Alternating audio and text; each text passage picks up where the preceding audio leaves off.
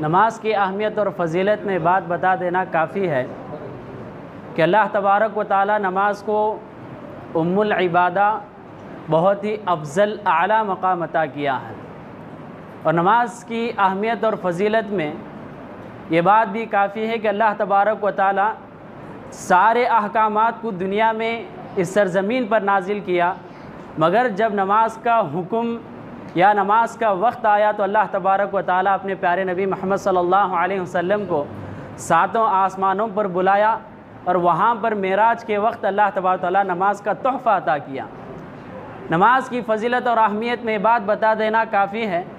کہ اللہ تبارک و تعالی قرآن میں کئی احکامات نازل کیا، مگر جب بھی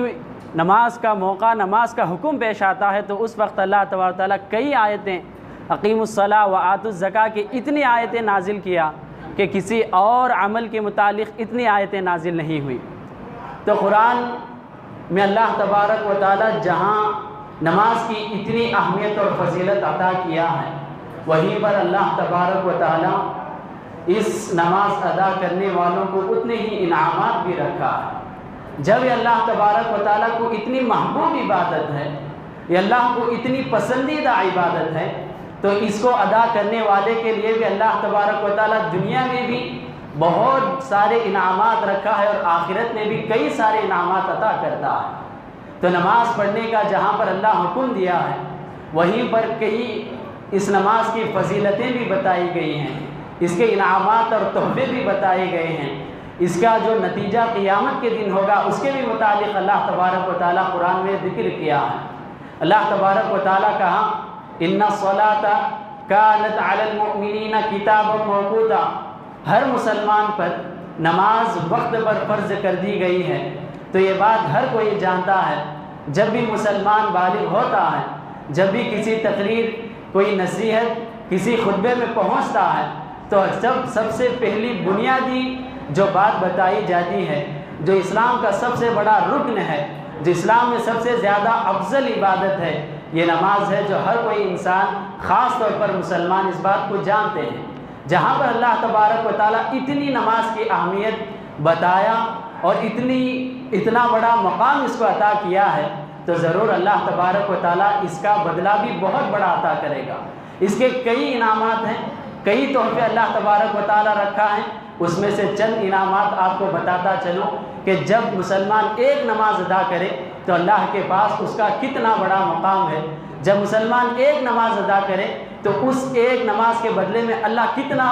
زیادہ اجر عطا کرتا ہے، کتنے انعامات عطا کرتا ہے۔ چند انعامات آپ کے سامنے ذکر کرتا چلوں۔ پہلا انعام جو اللہ تبارک و تعالیٰ ایک مصلی کو عطا کرتا ہے، نماز ادا کرنے والے کو عطا کرتا ہے، وہ اللہ کی قربت ہے۔ رسول اللہ صلی اللہ علیہ وسلم نے حدیث میں کہا اقرب ما یکون العبد من ربہ وہو ساجد، جب بندہ اللہ تبارک و تعالیٰ کے سامنے سجدہ کرتا ہے، وہ اللہ سے بہت قریب ہو جاتا ہے، تو اس وقت اللہ کے رسول نے حکم دیا کہ فَأَكْثِرُوا الدُّعَاء، اس وقت اللہ سے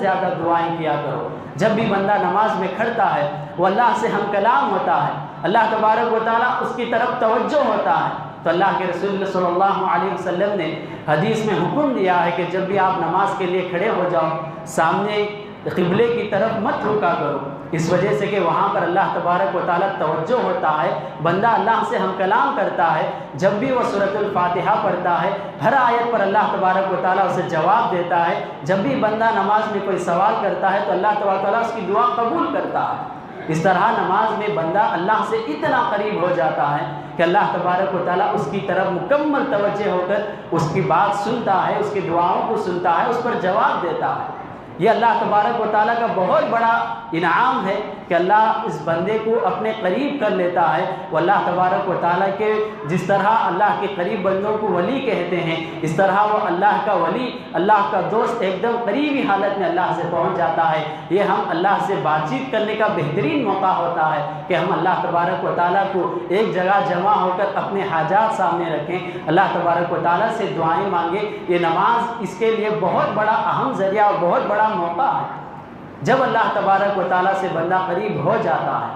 جب اللہ تبارک و تعالیٰ بندے کو قریب کر لیتا ہے، اپنا خاص بندہ بنا لیتا ہے تو اللہ تبارک و تعالیٰ کا دوسرا بہت بڑا انعام یہ ہے کہ اللہ اس کی حفاظت کرتا ہے۔ رسول اللہ صلی اللہ علیہ وسلم نے حدیث میں کہا، مسلم میں حدیث موجود ہے، من صلی الصبح فهو فی ذمۃ اللہ، اللہ کے رسول صلی اللہ علیہ وسلم نے کہا کوئی نماز ادا کرے، خاص طور پر کوئی فجر کی نماز ادا کرتا ہے تو اللہ کے رسول نے کہا کہ وہ سارا دن اللہ کے ذمے میں رہے گا، اللہ کی حفاظت میں رہے گا۔ اس کے لیے اللہ تبارک و تعالیٰ فرشتے نازل کرتا ہے جو دن بھر اس کی حفاظت کرتے رہتے ہیں۔ جب اللہ کا بندہ جب اللہ سے قریب ہو جائے اور اللہ تبارک و تعالیٰ اسے حفاظت کرنے لگے تو اس کا بہت بڑا تیسرا انعام یہ ہے کہ فرشتے اس پر درود و سلام بھیجتے ہیں، فرشتے اس کے لیے دعائیں کرتے ہیں۔ رسول اللہ صلی اللہ علیہ وسلم کی حدیث ہمارے سامنے ہے، متفق علیہ حدیث ہے، اللہ کے رسول صلی اللہ علیہ وسلم نے کہا والملائکۃ یصلون علی احدکم،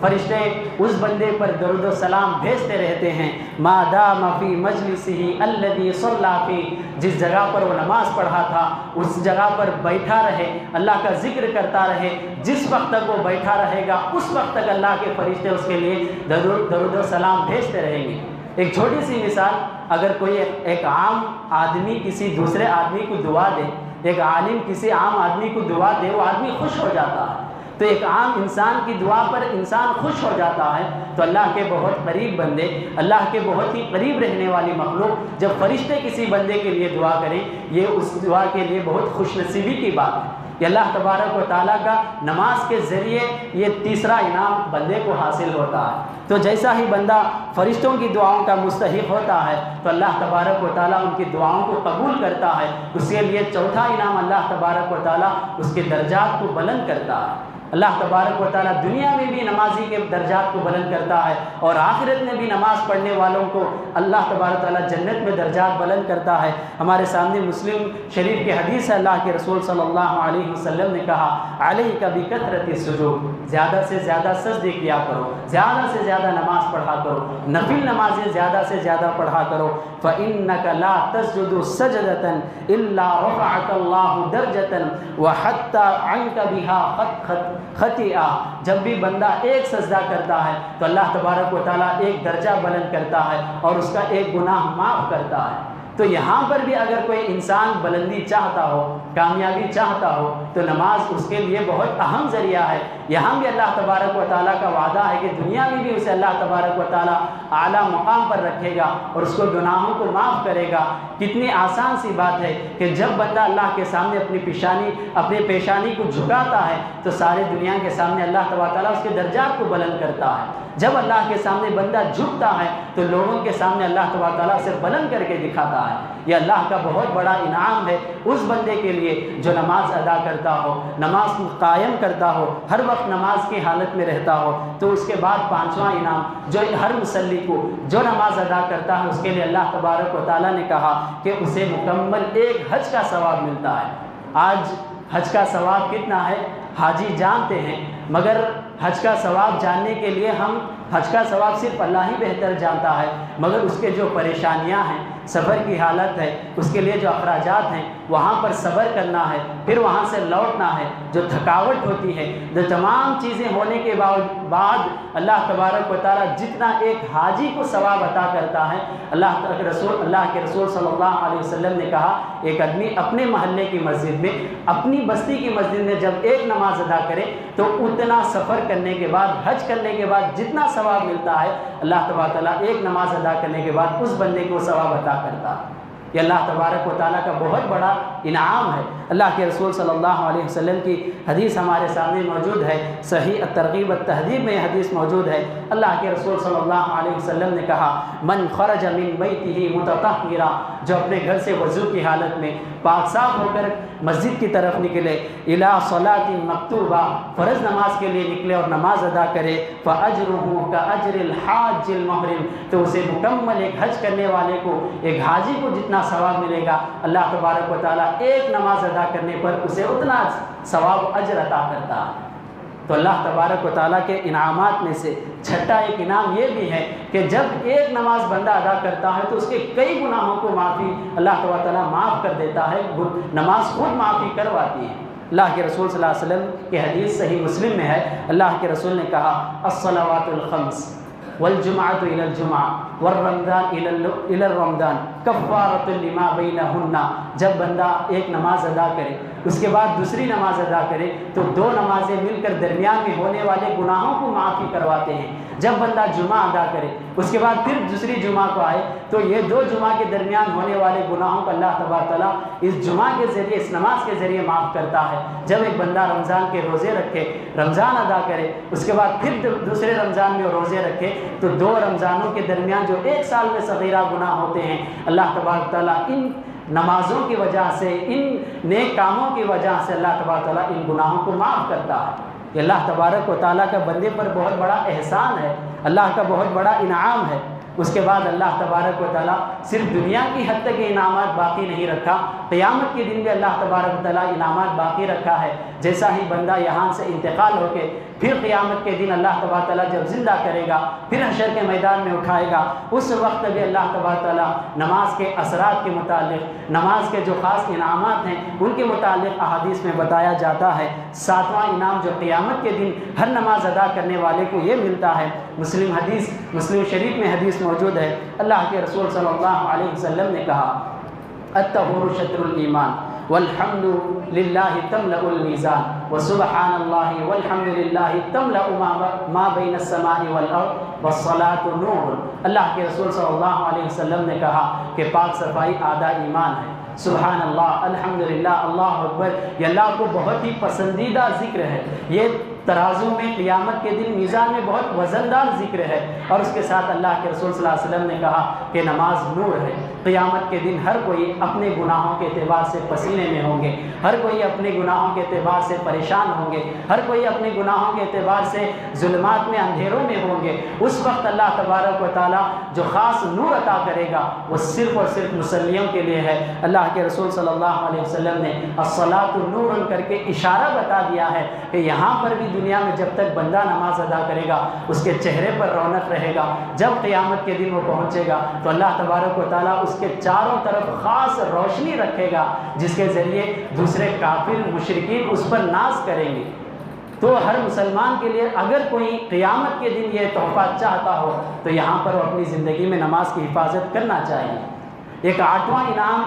جو اللہ تبارک و تعالیٰ قیامت کے دن خاص طور پر عطا کرے گا اور ہر مسلمان کی خواہش بھی ہے کہ وہ زندگی میں کسی نہ کسی طرح کامیاب ہو جائے، آخرت میں کسی نہ کسی طرح وہ نجات پالے، تو یہ نجات، یہ کامیابی اللہ تبارک و تعالیٰ اس نماز میں رکھا ہے۔ اسی وجہ سے جب بھی 5 وقت نماز کا وقت آتا ہے مؤذن پکارتا ہے حی علی الفلاح، حی علی الفلاح، آؤ کامیابی کی طرف، آؤ کامیابی کی طرف۔ کامیابی اللہ تبارک و تعالیٰ اس نماز میں رکھا ہے، تو اگر کوئی کامیابی چاہتا ہے اس نماز کو لازم پکڑے۔ اللہ تبارک و تعالیٰ خود قرآن میں کہتا ہے قد افلح المؤمنون، وہ مومن کامیاب ہو چکے ہیں، الذین هم فی صلاتهم خاشعون، جو نماز ادا کرتے ہیں اور خاص طور پر خشوع خضوع کے ساتھ نماز ادا کریں، ان لوگوں کے لیے اللہ تبارک و تعالیٰ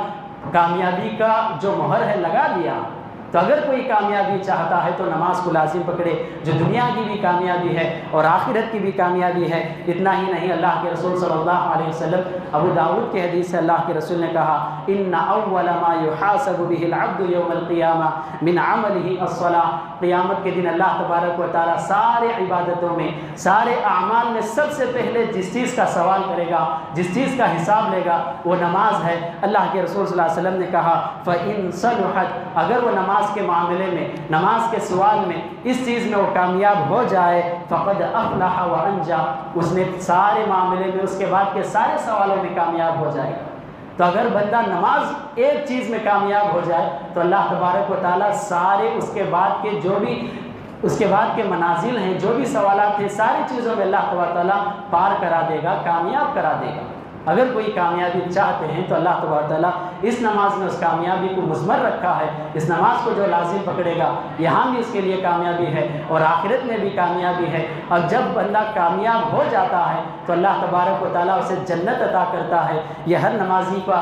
9واں انعام ہے جو اللہ تبارک و تعالیٰ ہر مسلمان کو جو خاص طور پر نماز ادا کرتا رہے گا اس کے لیے الگ ہی جنت یعنی الگ ہی مقام عطا کرتا ہے۔ اللہ کے رسول صلی اللہ علیہ وسلم یعنی اللہ تبارک و تعالیٰ قرآن میں کہتا ہے والذین هم علی صلواتهم یحافظون، جو اپنی نمازوں کی حفاظت کرتے ہیں، اولئک هم الوارثون، وہ وارث ہیں۔ کس کے وارث ہیں؟ الذین یرثون الفردوس ہم فیہا خالدون، وہ جنت الفردوس کے وارث ہیں۔ جنت الفردوس سب سے اعلیٰ مقام ہے۔ اللہ تبارک تعالیٰ اس چیز کا، اس اعلیٰ مقام کا ذکر کرتے ہوئے کہہ دیا کہ یہ مقام مسلم کے لیے بھی ملے گا۔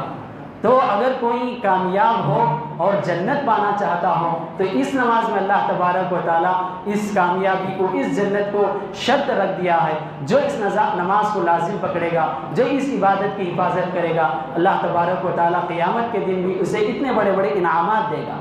اب بندے کی ہر بندے کی خواہش ہوتی ہے کہ کامیاب ہو جائے، وہ کامیاب بھی ہو گیا۔ ہر مسلمان کی خواہش ہوتی ہے کہ وہ جنت میں جائے، جنت میں بھی چلا گیا۔ اس سے بڑا انعام اللہ تبارک و تعالیٰ 10واں انعام پھر ایک نماز ادا کرنے والے کو دیتا ہے کہ اللہ کے رسول صلی اللہ علیہ وسلم نے ربیعہ بن کعب رضی اللہ عنہ، ربیعہ بن کعب رضی اللہ عنہ رسول اللہ صلی اللہ علیہ وسلم کی خدمت کرتے تھے۔ جب بھی وضو کی ضرورت پڑتی تھی پانی لا کر دیا کرتے تھے۔ ایک مرتبہ اللہ کے رسول نے ربیعہ رضی اللہ عنہ سے پوچھا کہ آپ مجھ سے کیا پوچھنا چاہتے ہیں، قیامت کے بارے میں یا دنیا میں ہوں کچھ پوچھنا چاہتے ہیں؟ تو اس وقت ربیعہ بن کعب نے سوچنے کے بعد کہا کہ میں جنت میں آپ کے ساتھ پڑوسی کی طرح رہنا چاہتا ہوں۔ آپ کا جہاں پر گھر ہے، جہاں پر اللہ کے رسول صلی اللہ علیہ وسلم کا مقام ہے، وہاں پر میں آپ کے ساتھ پڑوسیت میں رہنا چاہتا ہوں۔ اس وقت رسول اللہ صلی اللہ علیہ وسلم نے جو حکم دیا تھا وہ حدیث آپ کے سامنے پڑھتا چلوں۔ اللہ کے رسول صلی اللہ علیہ وسلم نے کہا فَأَعِنِّي عَلَى نَفْسِكَ بِكَثْرَةِ السُّجُودِ، زیادہ سے زیادہ نفل نمازیں پڑھا کرو،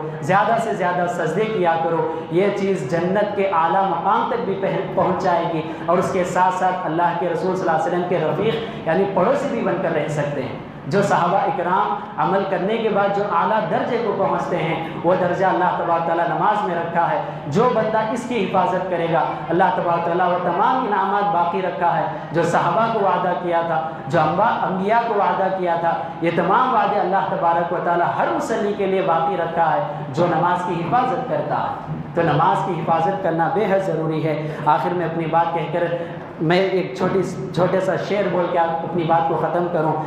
شاعر نے کیا ہی خوب کہا، مسجد تو بنا دی شب بھر میں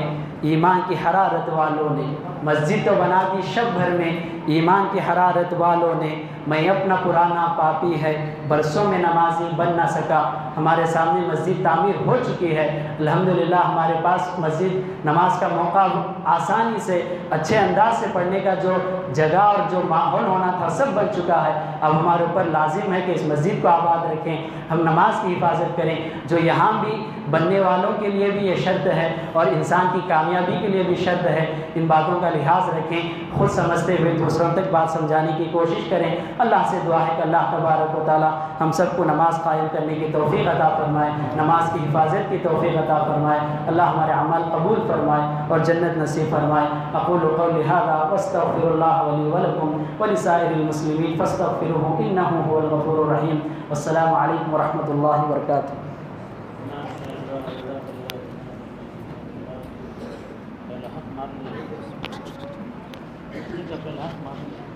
جزاک اللہ خیر۔ یہ تھے حضرت الشیخ زید عمری حفظہ اللہ جو نماز کے تعلق سے ہمیں بتلا رہے تھے۔ اللہ تعالیٰ سے دعا ہے کہ اللہ تبارک و تعالیٰ ان کے علم میں برکت عطا فرمائے اور ان سے اور زیادہ دین کا کام لیتا رہے۔ میں یہاں پر ہمارے آگے ایک دو علماء کرام کو دعوت دیتا ہوں، ایک مولانا آصف عمری حفظہ اللہ اور دوسرے مولانا خلیل مدنی حفظہ اللہ سے، کہ وہ ہمارے دائیں جانب آ کر ہمارے ساتھ